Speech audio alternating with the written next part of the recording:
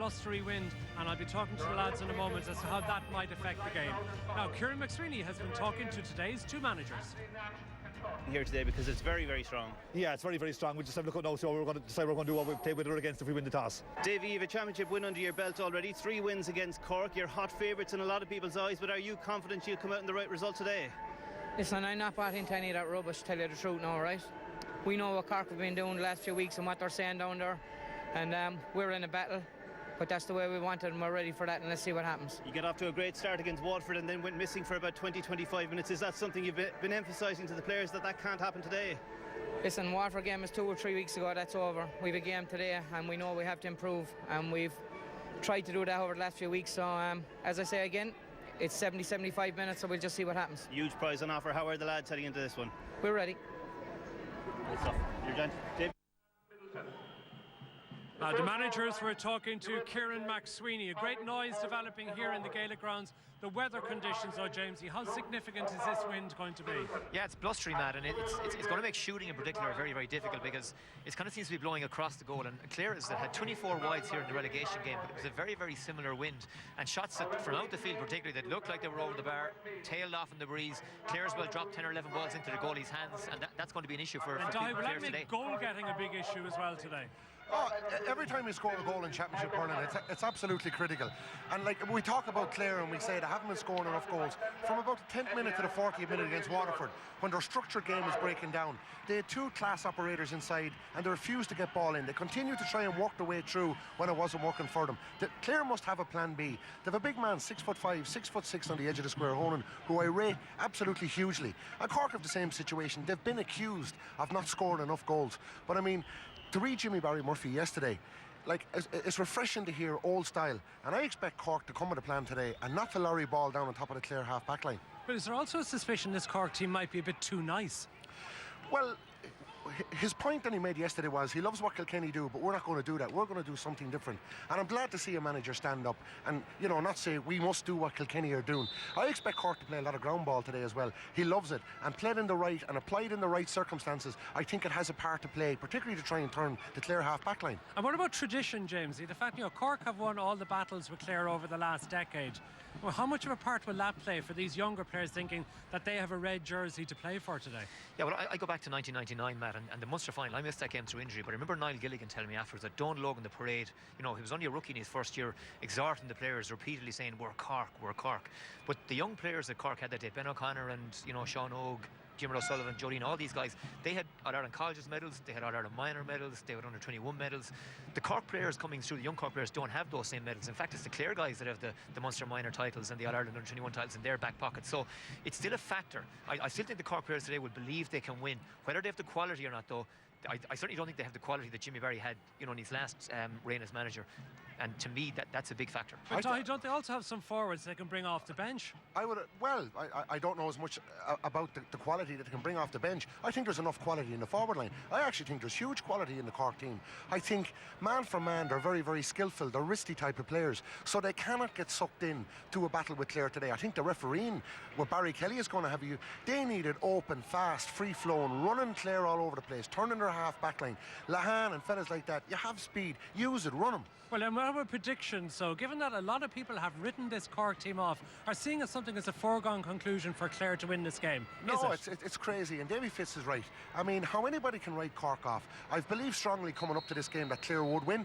The closer it's coming, I give Cork quite a chance, but I think Clare have a tradition of winning this year against them.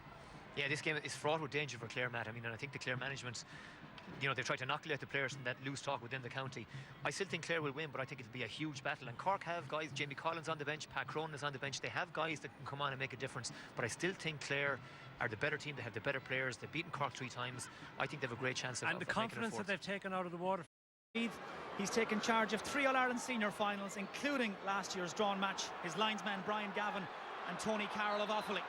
A little bit of sabre rattling in the middle of the field as the second Munster Championship semi-final prepares to take on a life of its own. And as you will have gathered, Cork have indeed decided to play against the strong breeze in the first half, as Cian McCarthy stands over this free, son of the great Cork dual star Teddy McCarthy.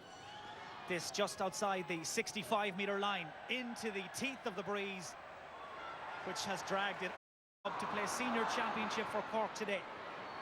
Knocking it forward, won by David McInerney, the young rookie Clare full-back. Neatly worked out of defence by Clare. This is Nicky O'Connell, wearing 20. Now Colm Galvin, first-time ball, looking to service. Darragh Honan in there on the edge of the square. Stephen McDonnell is picking him up. The atmosphere absolutely electric as Honan is pushed wide. Nobody in front of goal, so Honan has to hang on to this and wait for support. Well blocked down as 4 Cork men got in around him. One back by Shane O'Neill. He's been fouled, and a free out to Cork. Yeah, good play by the Cork defence to bottle up Darragh Honan. He wasn't. It will be fascinating to see if Clare's well-drilled and well-organised approach can overcome Cork's more freestyling approach to the game. At this early stage, though, it's still very much helter-skelter.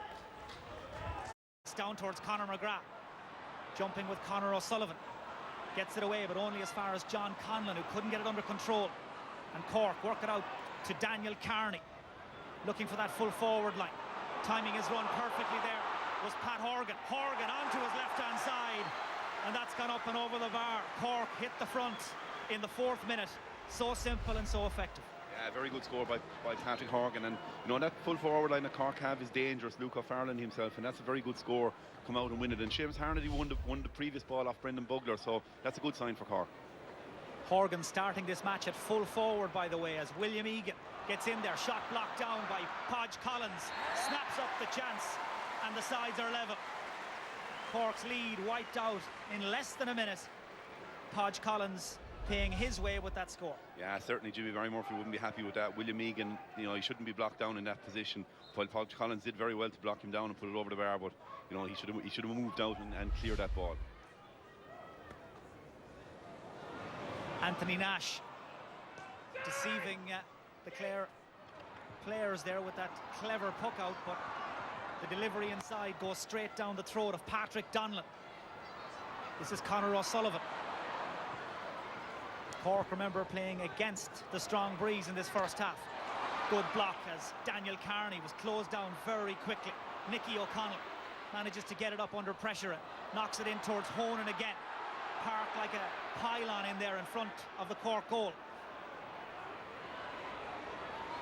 Ball picked up by Shane O'Neill, who is sandwiched by a couple of Clare forwards.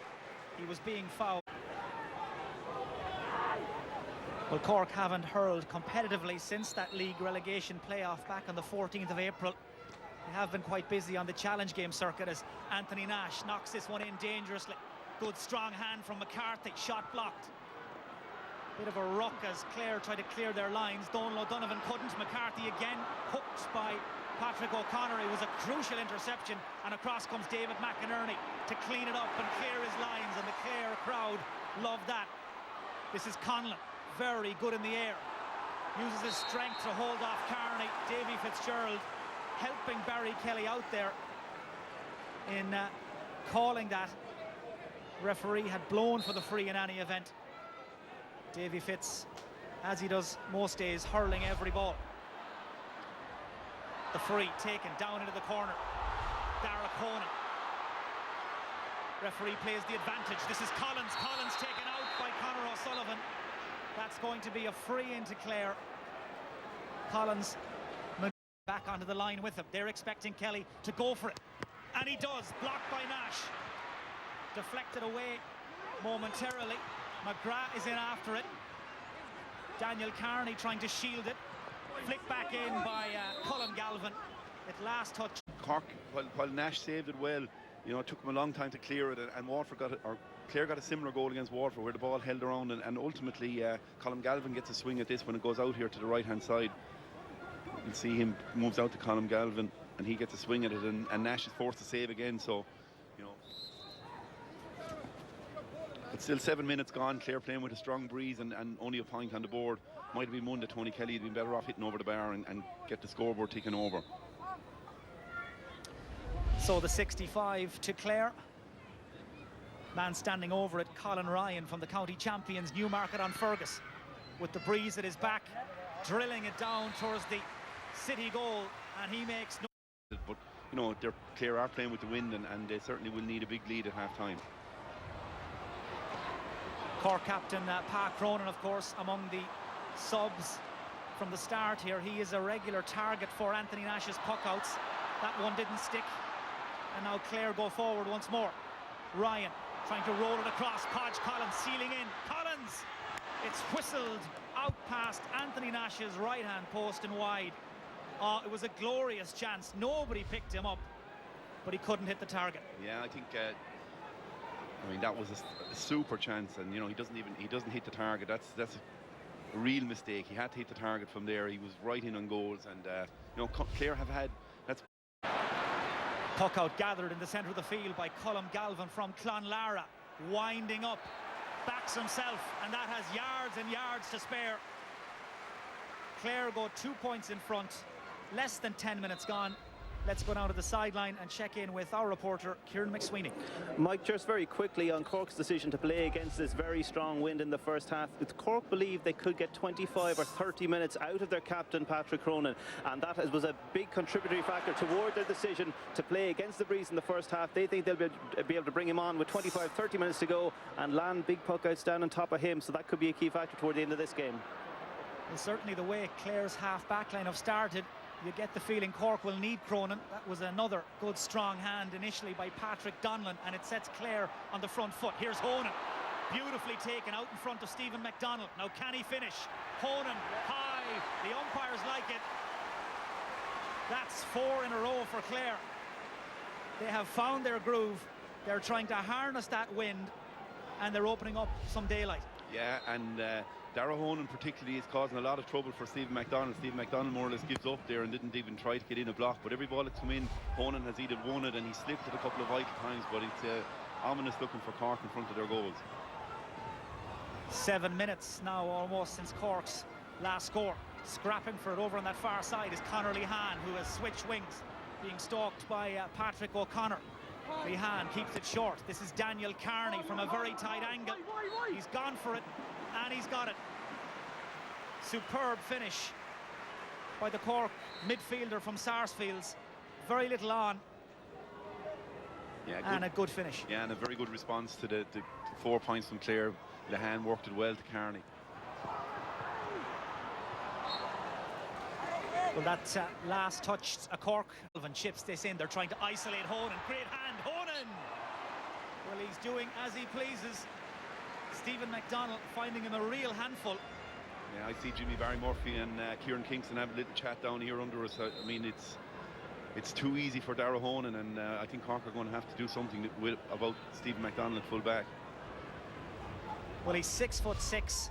He's got a really good hand, and that's his second point. Nash's puck out again, not sticking. Knocked away initially by this man, Pat Donlan. First time ball down towards Conor McGrath. Conor O'Sullivan though, matching him every step of the way. Gets it out short to Carney, the point scorer a moment ago. In over the top, O'Farrell is after it, and O'Farrell, his pace got him there. Now can Cork work something here? O'Farrell goes it alone. Good decision, really smart finish, and that's a third for Cork. Yeah, Luke O'Farrell is a player. This is a really promising player. This is a guy you're going to hear a lot about in the future. And he nearly snuck in for a goal just before that. I thought Patrick Kelly was a little bit slow off coming off the line. Maybe the ball held up in the wind. But Luke O'Farrell nearly sneaked in for a goal, and he's very dangerous forward.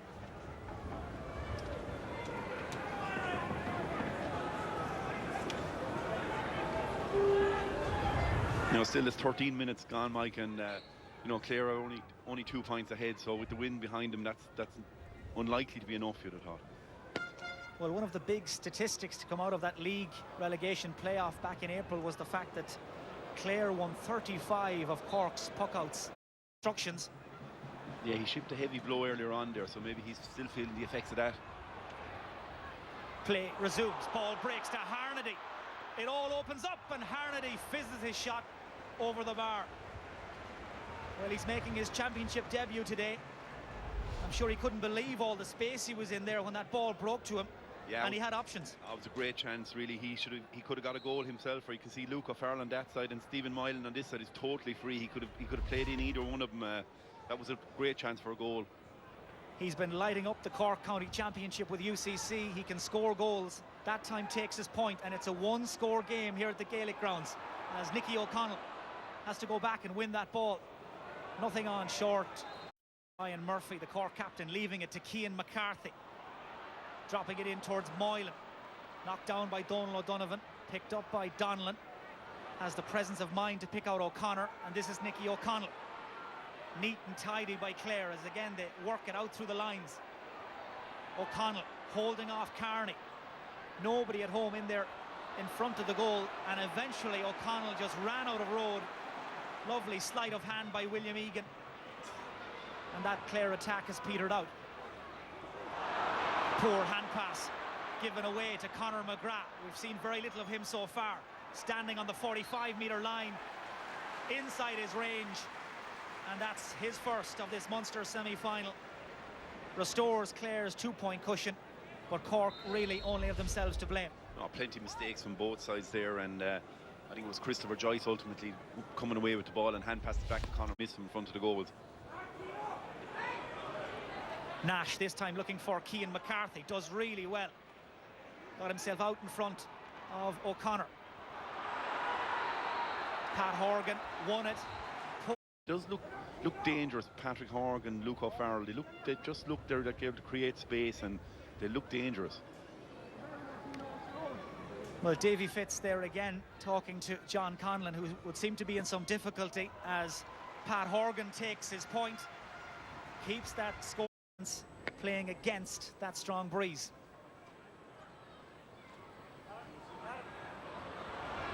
Pa Kelly's puck out breaks to Conor McGrath. Very little room to work with, does well to buy himself some time and space. McGrath looks to have caught it sweetly, and indeed he has. Beautifully done. His second of this first half. We have some activity on the sideline again. Let's go down and hear from Kieran McSweeney. To confirm that John Conlon is coming off a big blow to Clare's hopes. Aaron Cunningham replaces John Conlon. Conlon had been given Clare free taker Colin Ryan, midway between his own 45 and 65. These are all pressure frees. On a big day like this, they all count, and that one has been missed again. Picks out Tony Kelly, who's been very quiet so far in this game. This is William Egan. Luke O'Farrell a long way out from the full forward line, and he's brought Cian Dillon with him. Good ball, superbly taken by Pat Horgan, turning onto his left-hand side. Horgan over his shoulder, and that's gone over the bar. His third point of this first half. Lovely hurling from Cork. Classic Cork. They're back to within one. Yeah, it's like they're very O'Farrell and Patrick Horgan. As William Egan knocks this into the centre. Rolls to the legs of Christopher Joyce, and here is Tony Kelly. Lovely stylish hurler. Turns onto his right-hand side. He's looking for Honan, who again grabs it out of the sky in towards Conor McGrath. Just couldn't get it under control, and that allows Shane O'Neill across. Well, it was a chance for McGrath initially. Maybe Clare can retrieve something from this move. Podge Collins all on his own. Shane O'Neill sticking with him. Collins gets his shot in high, and that's gone over the bar. That's a really good score from Podge Collins. They were lying in wait there as he tried to skip down along the sideline. This is Tom Kenny, and who hurls with the Granada club. Poor hand pass given to Collins. Podge Collins accepts it gratefully and hammers it over the bar. That's Podge Collins' third point. He's been doing very well, and you know he's working very, very hard. I mean, ultimately poor hand pass by Tom Kenny, but there was a lot of pressure on both sides. Applied a lot of pressure to the opposition there, and mistake from Kenny at the end. So Clare now go 3 points in front. Cork, remember though, will have the aid of the elements in the second half. Nicky O'Connell gets it out through the back door towards Pat Donlan, the Clare captain. He was hassled and harried though by this man, Conor Lehan. Very tight angle, too tight for the Cork wing forward. Cork in no hurry there to puck that ball away. And now O'Neill tries to set Lehan on his gallop, but once more Patrick O'Connor has the measure of him. Good play by the Clare wing back from Tubber, as the crowd in this stand here in Limerick greet that clearance.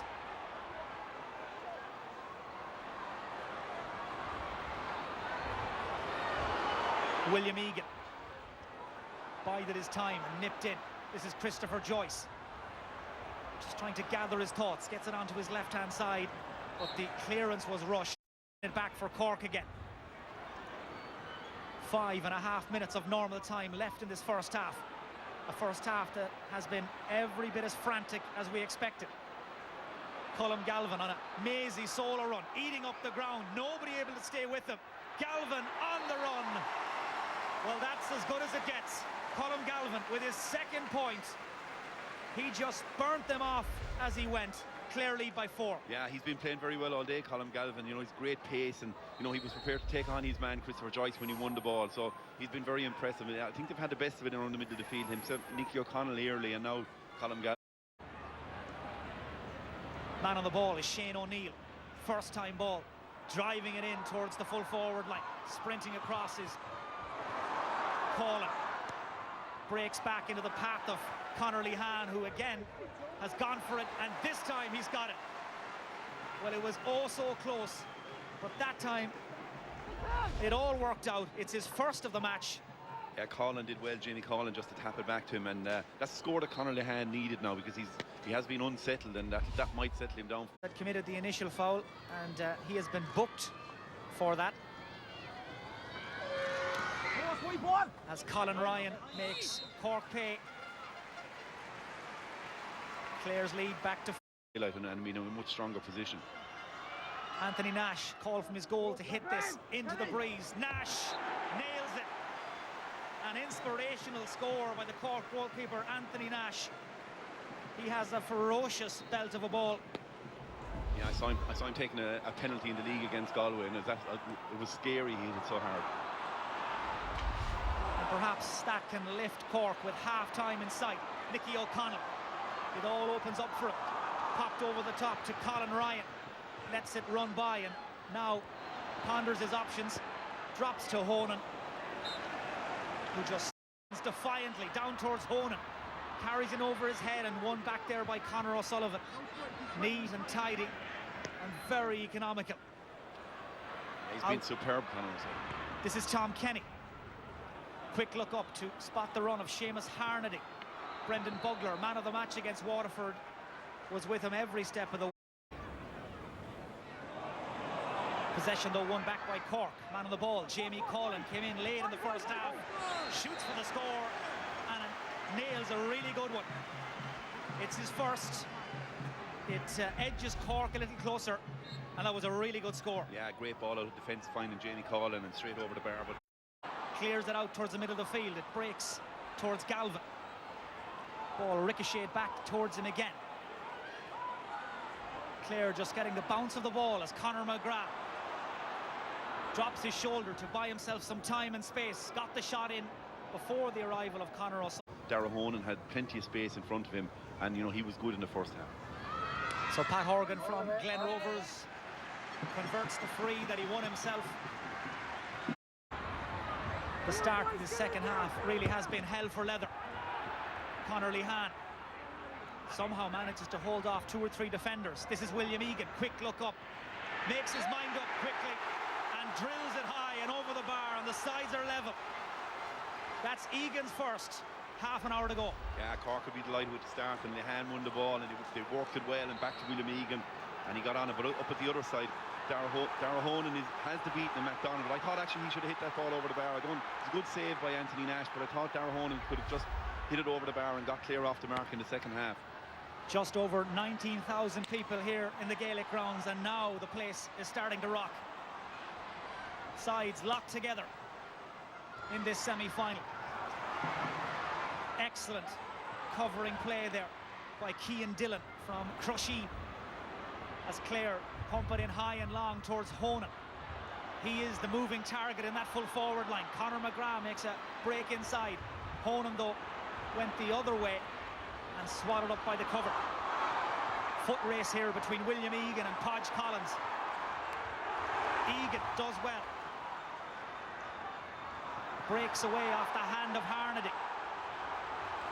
Cork calling for the foul, not given. Cleared in field by Pat Donlan, in over the top towards McGrath. O'Sullivan trying to force him wide. McGrath!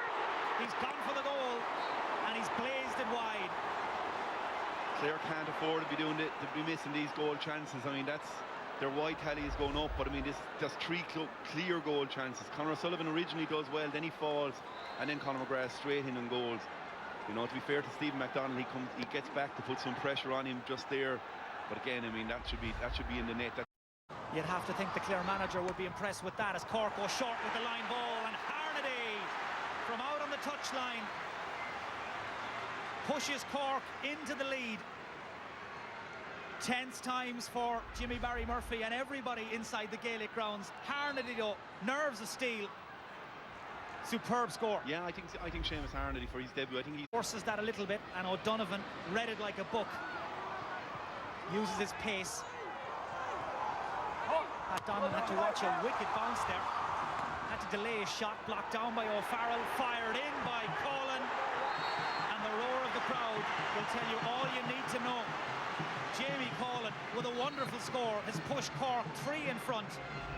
They got in the face of Pat Donlan, blocked him down, and Colin's finish was top drawer. Yeah, Luke O'Farrell is just an hour. Cork have rattled off 6 points without reply. They have owned this third quarter so far.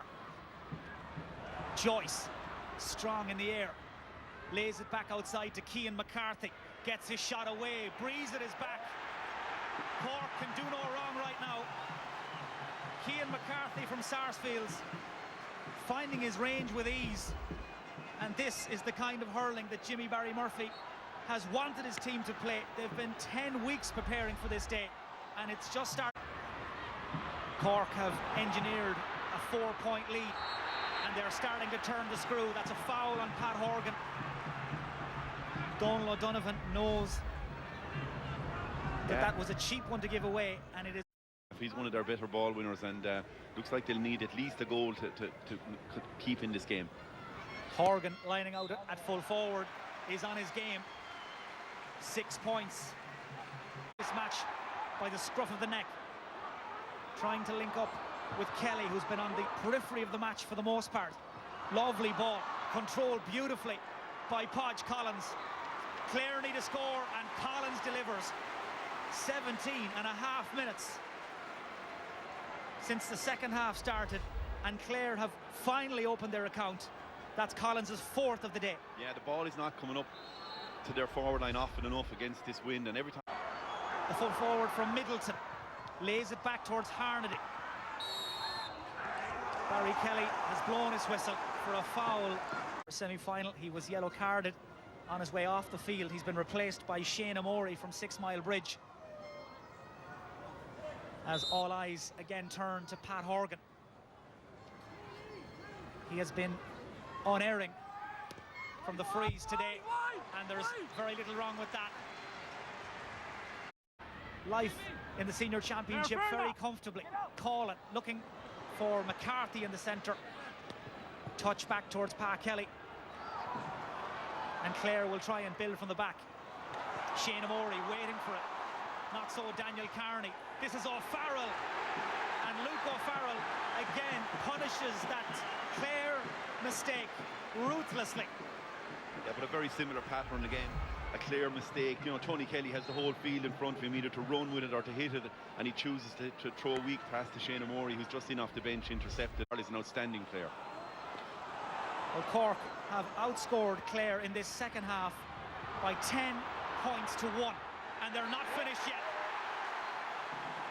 Conor Lehan in full flight would seem to have injured himself in the process of tagging on that score. Yeah. Cork are in complete control, and they are running rampant, Nicky, on the scoreboard. Yeah, either Donal O'Donovan or someone coming. Well, it's been a complete systems failure for Clare so far in this second half. They need a goal, at least one. Cutting inside is Pádraig Collins. 5 points. for the attacker from Cratloe. He is doing all he can to keep Clare in this match. But you've been saying it for most of the day, Nicky, they're going to need a goal. Yeah, they're certainly. In the Munster final, up for grabs. Kelly's shot finds the hand of Anthony Nash, and the Cork goalkeeper spoons it out as far as Carney, and he drives it down the field. Lovely control. Beautiful piece of skill there by Conor Lehan, but the strength of Patrick O'Connor putting him under pressure. Help arrives from Aaron Cunningham, and Clare have managed to win the ball back.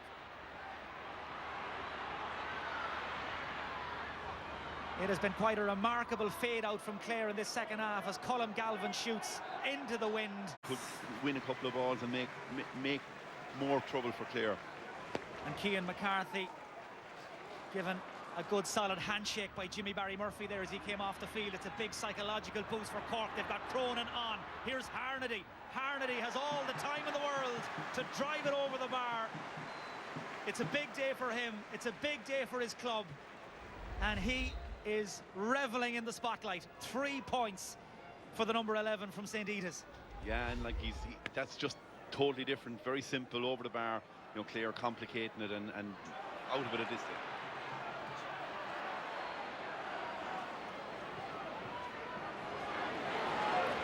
News just reaching us here in Limerick that the Leinster semi-final between Kilkenny and Dublin has also ended in a draw. So level game between London and Leitrim and Connacht, and a draw between Kilkenny and Dublin in the Leinster Hurling Championship. Here in Limerick, though, it's Cork who are in the box seat as Clare come with their last kick, and Tony Kelly shoots and lands his first score of this Munster semi-final. The gap is... So, okay, you can see it, it's pretty inconclusive, but maybe a case for Hawkeye. No need for Hawkeye with that one from Cronin. He's only been on the field a matter of moments, the Cork captain from Bishopstown.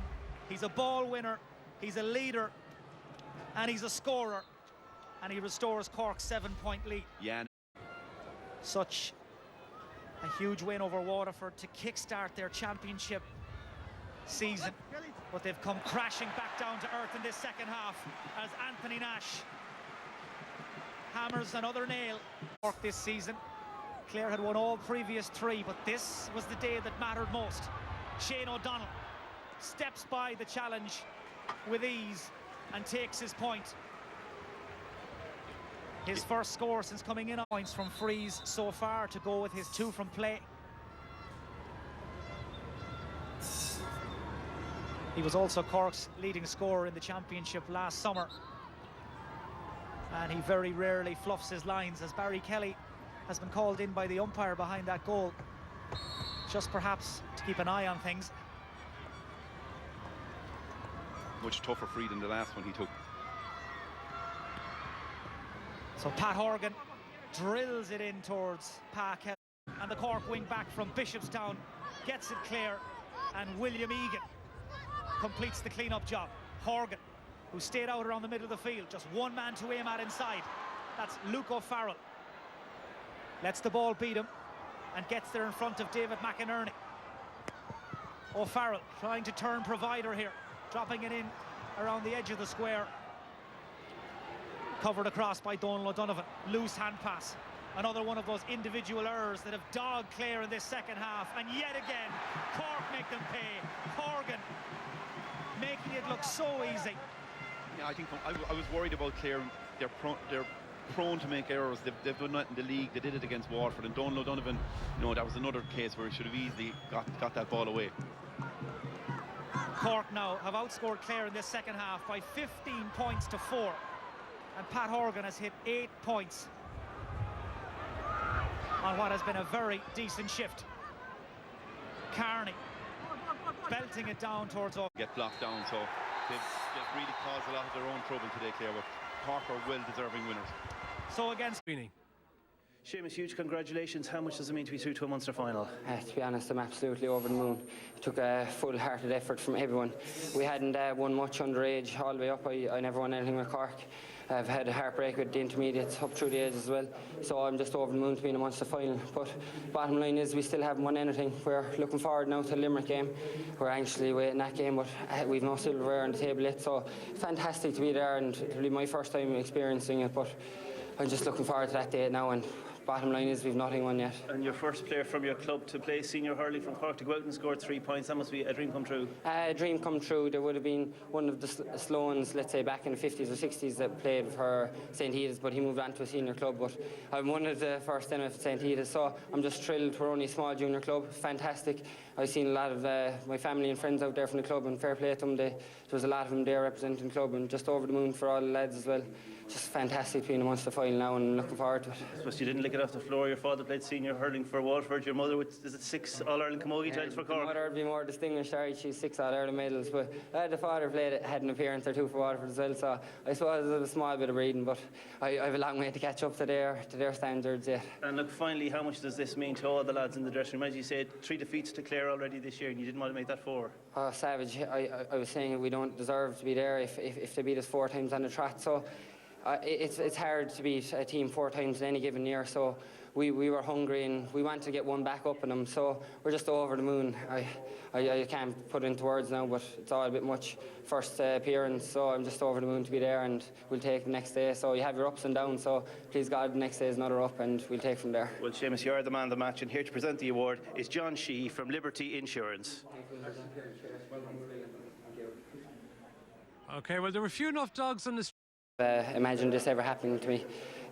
I suppose I'm 22 and I never really had much involvement with minor under 21 all the way up, so it was my first really big day. I had 1 or 2 outings with the intermediates last year, so I was just over the moon that Jimmy Barry and the lads gave me the opportunity to give it a go and express myself. We think it's great to be in a Munster final. It's a great occasion, same as the Leinster final. Players love being in all these finals.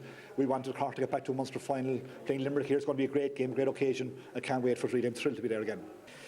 We'll obviously come in for a bit of criticism, and maybe rightly so. We can play a bit better, but I still have great time for these guys. They're a brilliant bunch of lads, and I defend them to the hilt. They'll be back and they'll give it a go in the next round, and if that's good enough, fine. If it isn't, we'll just have to come back again and try again next year, you know. But we'll keep trying, Marty, you know, if you're... So there's confirmation of the Munster. Well, I suppose at the margin, yeah, but like Cork are capable of doing anything. They won the toss, typical traditional team, and they played against the breeze. A lot of work done the first half, they only went in 3 points down, and that breeze are very, very strong. But like they got their calls right at the back, very kind of intelligent on the ball, very comfortable. Up front days, they were electric. The 6 forwards all scored from play. Any chance they got, they popped it over, plus the 2 forwards that came on. So like you had them getting beautiful scores, and like everything now in the second half, they got every kind of a bounce. And again, like Clare coming out of the fence in the second half, when things are going wrong, really goes wrong, little short passes, breaking down and back over the bar. It was a real killer. But you had some fantastic displays, even that, you know, like the likes of Harley, the centre forward, like he played on the wing. Now, Ger Cunningham, one of the selectors, would know him well from UCC. He played, he's very good for Fitzgibbon this year. He didn't play underage, I'd say, for Cork at all. But, like, you know, it just shows you a young lad gets a chance at that and plays very, very well. And you still have, like, you know, you have fellas to come on. They're going to be buzzers now, like, but it was just, they're very composure and they're very, very skillful on the ball. And once we did only 3 points down, unless Clare got the goals, they had the chances, didn't take the chances. If they got 1 or 2 of them, it could be a completely different game. It wasn't their day. Like, you'd have to say Cork were very impressive. Yeah. Were you disappointed in Clare? Cyril's point, there were several goal chances for Clare, weren't there? There was, yeah, and they needed goals. You know, I mean, they were 3 points up at half-time, but if they take 1 or 2, they created 4 goal chances in the first half and got none of them. If they get 2 of those, if they went in 9 points up, I don't think there'd be any way back for Cork. But I just thought Clare lacked passion today, and I'm surprised really in Clare. I think the last 2 times out, I just haven't seen that Clare passion. I mean, I think there's a huge amount of passion in that jersey generally, and I think they need to maybe bring some of that back into their game. And I would feel maybe they're lacking that element of it. I mean, I seen them in the league semi-final last year against Kilkenny, and I thought there was a huge amount of passion in their play, and I just didn't see that in their play today. All right, well, maybe, as you both said, those goal chances could have made the difference. The reason they didn't happen was Anthony Nash. He was unbelievable. All-star goal last year, but a fantastic keeper. This guy, first thing he did was blocks a bullet from Tony Kelly. Great save, like this was saved. Without for a 65-inch, you got a penalty. But like, there was no way it was going through. It's a great shot, but like Nash is out front and very acrobatic. But all through the game, like he wins. This is another one. Here's Derek Conan on a 1-to-1, you could say. Takes a blaster, stands up again, another save, cleared out, nothing came off it. Like any of these ones going in and put Clare in the driver's seat. Here, you can see it here again. He has a clear shot, good on his left side, you know, and just, he's on song today, but he's on song every day, to be fair to him. You're going to see another one come up now in a minute. like straight through here, Derek is after coming on midfield. He gets a chance to go through. A very good shot in the ground, Morey. But like, they're all good shots. Now here's against the breeze, about 70 yards out, a storm blowing against him. He was called up by the management over the bar. Now this one, we're talking in the studio, we felt he'd get this because the breeze was behind him and he's very accurate. Not alone did he block the bullets like this, but he got 2 points. Led from the back, like it's great to have a keeper like that because, like, you know, you have to be very good to beat him. When Clare look back on the tape, they'll know they were beaten by a better team. But when they look back on it, they had more goal chances than ever they had, I'd say, in the last few league games they played, and converted none. Okay. Donald, you know Anthony Nash better than most. Yeah, no, I'm trained with him for the last number of years. I think he was outstanding today, but he's been really outstanding since he went into the jersey first day. You know, I don't think he's played a poor game since he's been there, and I think that, you know, when you look back on Cork's outstanding victory today, Anthony Nash was, if you like, one of the biggest, if not the biggest factor in that victory. And I know Cyril highlighted a lot of his saves, which were top class, and his scores, but also his game management and his distribution of the ball was second to none. Okay. Now, let's look at the Clare setup for a while. You thought tactically they changed their tactics and some worked and some didn't. Well, I think obviously they had a tactic, obviously, when they were playing with the breeze, was to get the ball in fast. And, you know, there was a lot of long deliveries and they were creating a lot of space. I mean, Derek Conan was very much on top. You know, Steve McDonald was in big pressure and, like, they were creating loads of space and he was being given loads of room to run into, and I think he was benefiting from it.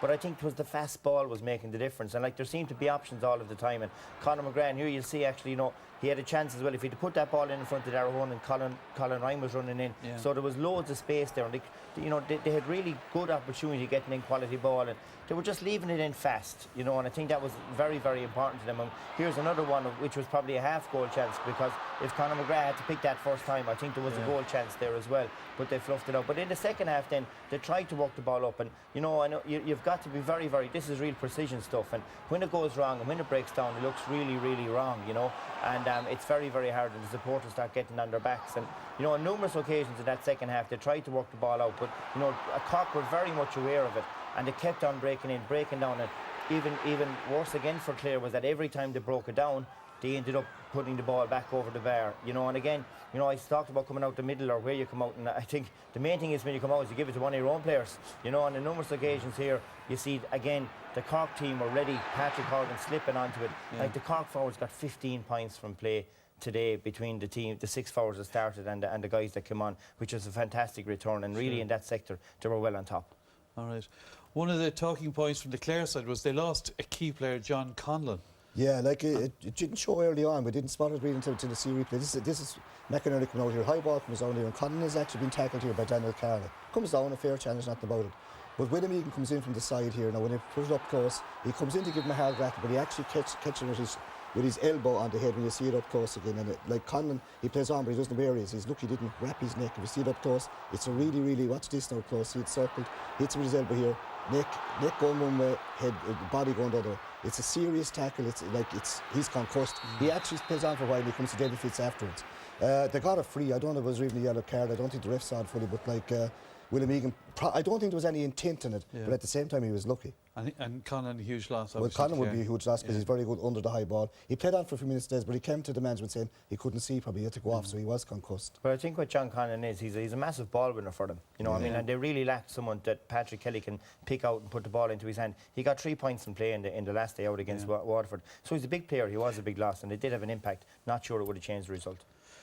Donald, in one of the papers today, Sean O'Halpine had a go at Jimmy Barry Murphy about the panel selection and about leaving you out, and particularly for leaving John Gardner out. He called it ridiculous, but this result justifies it for Jimmy Barry Murphy, does it? Yeah, I suppose, look, Des, given the day that's in it, that's a bit of a loaded question, but I think you need to look at it in context. You know, Sean O'G is the kind of guy, he says what's exactly in his mind. You know, a totally committed player, honest person. You know, if he's asked a question, he'll say what he thinks.